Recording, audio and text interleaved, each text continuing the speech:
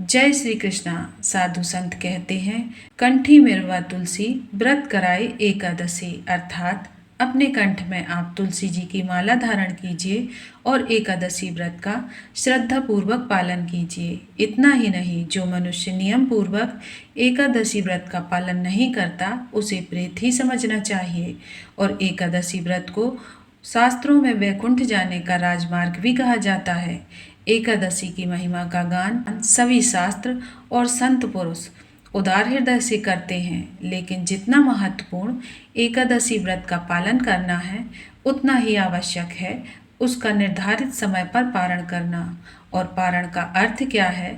तो पारण यानी द्वादशी के दिन एक निश्चित समय अवधि पर कुछ नियमों का पालन करते हुए एकादशी व्रत को पूर्ण करना।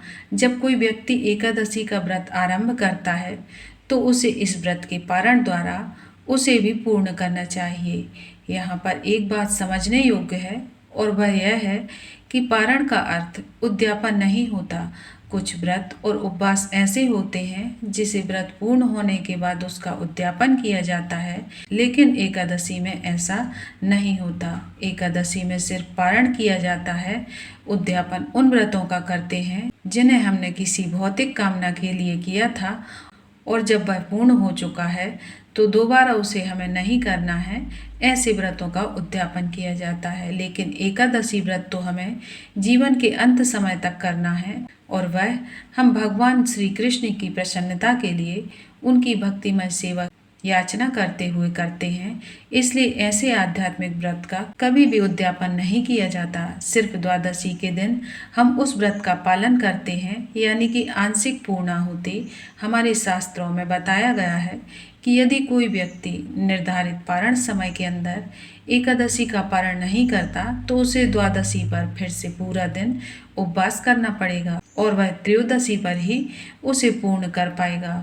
कई बार कुछ लोग यात्रा में होते हैं, या फिर कुछ भूल जाने के कारण या फिर भूल चूक हो जाने के कारण एकादशी व्रत को कर लेते हैं, लेकिन उनका पारण नहीं कर पाते। ऐसे प्रसंगों में व्यक्ति को सावधानी पूर्वक याद से एकादशी व्रत का पारण अवश्य करना चाहिए, क्योंकि एकादशी का निर्धारित समय के अंदर ही पारण करना अत्यंत आवश्यक है। तो चलिए अब जान लेते हैं इस मोहिनी एकादशी पर पारण हमें कब और कैसे करना चाहिए। तो इस बार की मोहिनी एकादशी का पारण करने का जो समय है वह 28 अप्रैल दिन मंगलवार को सुबह 5:55 से लेकर 8:21 तक रहेगा। तो यदि आज के दिन आपने मोहिनी एकादशी का पालन किया है तो याद से इस समय के अंदर ही आपको इस व्रत का पारण भी करना होगा।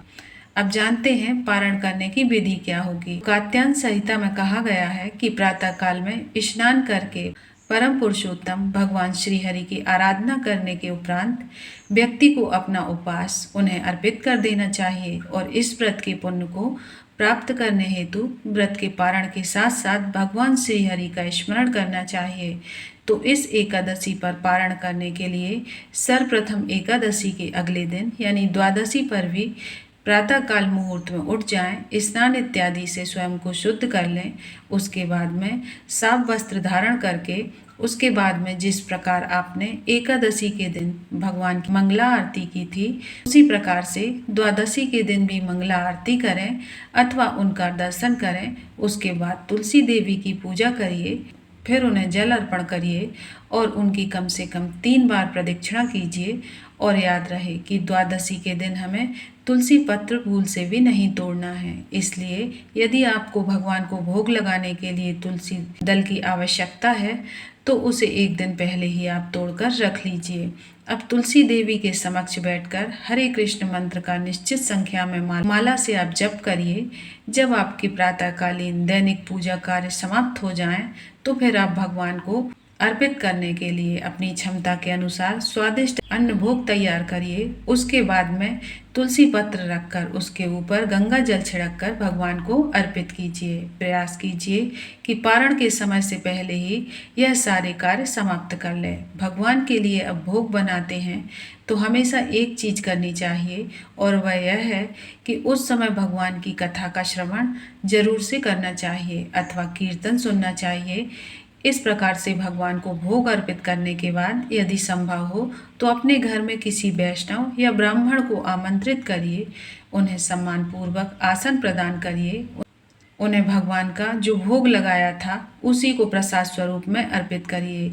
जब वे इस प्रसाद से संतुष्ट हो जाएं तो फिर उन्हें अपनी क्षमता के अनुसार कुछ न कुछ दान दक्षिणा अवश्य दीजिए। अब देखिए, आप में से कई लोग सोचते होंगे कि अगर अपने घर में आप किसी ब्राह्मण या वैष्णव को ना बुला पाते हो तो आपको क्या करना चाहिए। तो ऐसी स्थिति में आपके पास 3 विकल्प हैं।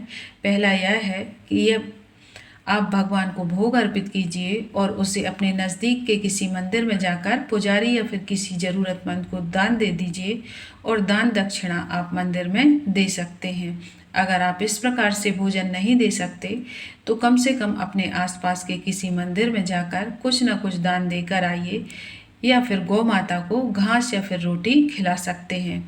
अगर आपको लगता है कि इतना भी समय आपके पास नहीं है तो आपके घर में ही भगवान से प्रार्थना कीजिए और अपना एकादशी का व्रत उन्हें समर्पित कीजिए। आप चाहें तो किसी ज़रूरतमंद को भी दान कर सकते हैं, नहीं तो फिर आप पंडित जी को भी दान कर सकते हैं। और अगर आपको यह भी नहीं हो पाता तो यह दान की जो लक्ष्मी है आप एक तरफ निकाल कर रख लीजिए और जब कभी आप मंदिर जाएं तो उस समय दान मंदिर में दे दीजिएगा।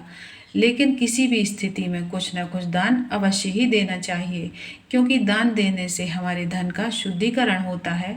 अगर गलती से भी कोई अनैतिक लक्ष्मी घर में आ गई हो तो उनका शुद्धिकरण भी दान द्वारा ही होता है। तो दान देने से व्यक्ति के अंदर उदारता का गुण विकसित होता है और इससे मनुष्य अपने आदर्श जीवन की ओर अग्रसर होता है। दान देने से व्यक्ति के अंदर अपने धन के प्रति आसक्ति थोड़ी कम होने लगती है और यह छोटा सा कदम धीरे धीरे ही सही लेकिन अंततः मनुष्य को वैराग्य की ओर अग्रसर करता है। इसलिए भी दान देना जरूरी होता है। दान देते समय इस बात का ध्यान अवश्य रखें कि आपके द्वारा दिया गया दान किसी सुयोग्य व्यक्ति या सुयोग्य संस्था के पास ही जाना चाहिए, तथा उसका बुरा फल आपको फिर भुगतना पड़ता है। अब अगला कार्य यह है कि स्वयं पारण करना। स्कंद पुराण में कहा गया है कि एकादशी व्रत का उचित रूप से पालन करके अगले दिन द्वादशी पर व्यक्ति को महाप्रसाद ग्रहण करना चाहिए और उसी क्षण उसके लाखों पापों का नाश हो जाता है। इस प्रकार से वैष्णव भोजन और दान देने के बाद आप पारण समय के अंदर ही आप भगवान श्री हरि से प्रार्थना करते हुए स्वयं भी एकादशी व्रत का पारण करिए। अब जब आप स्वयं पारण करने जा रहे हैं तो सबसे पहले भगवान के समक्ष जाइए, हाथ में गंगा जल लीजिए और आपने एकादशी के दिन जो संकल्प लिया था उसे भगवान को अर्पित करते हुए प्रार्थना करिए। हे केशव, मैं अज्ञान रूपी अंधकार से अंध हो रहा हूँ, इस व्रत द्वारा प्रसन्न होकर मुझ पर कृपा कीजिए, मुझे अपनी भक्ति और ज्ञान रूपी नेत्र प्रदान करिए। इस प्रकार से भगवान से प्रार्थना करते हुए एकादशी का फल भगवान के चरणों में अर्पित कर दीजिए। अब देखिए, आदर्श स्थिति तो यह होती है आप जगन्नाथपुरी से मिलने वाले सूखे चावल लेकर उसमें व्रत का पारण करें। लेकिन अगर आप वह चावल आपके पास नहीं है फिर आप भगवान को अर्पित कोई भी अन्य युक्त प्रसाद लेकर पारण कर सकते हैं। जिन्होंने निर्जल व्रत रखा है वे जल के साथ पारण करेंगे और जिन्होंने जल के साथ व्रत रखा है वे फल और दूध के साथ भी पारण कर सकते हैं। लेकिन जिन्होंने एक समय पर फल, दूध, एकादशी प्रसाद लिया था वे अन्य युक्त प्रसाद से भी व्रत का पारण कर सकते हैं। तो इस प्रकार से आप संपूर्ण विधि से और पूर्ण मनोभाव से श्रद्धा के साथ मोहिनी एकादशी का पारण कर सकते हैं और अपने एकादशी व्रत को पूर्ण कर सकते हैं। तो आशा करती हूँ कि एकादशी पारण से जुड़ी हुई संपूर्ण जानकारी आपको उपयोगी लगी होगी। वीडियो पसंद आई हो तो कमेंट बॉक्स में जाकर जय श्री हरि विष्णु, जय माता लक्ष्मी लिखना ना भूलें और वीडियो को लाइक शेयर जरूर करें ताकि आपके परिवार वाले और रिश्तेदार भी सही विधि से पारण कर सकें। और ऐसे ही व्रत और त्यौहार से जुड़ी जानकारी प्राप्त करने के लिए हमारे चैनल प्रियंका धर्म ज्ञान को सब्सक्राइब करें और पास में ही दिए गए बेल आइकॉन को प्रेस करना ना भूलें, जिससे आने वाली वीडियो के नोटिफिकेशन आपको सबसे पहले प्राप्त हों। मिलते हैं अगले वीडियो में। धन्यवाद।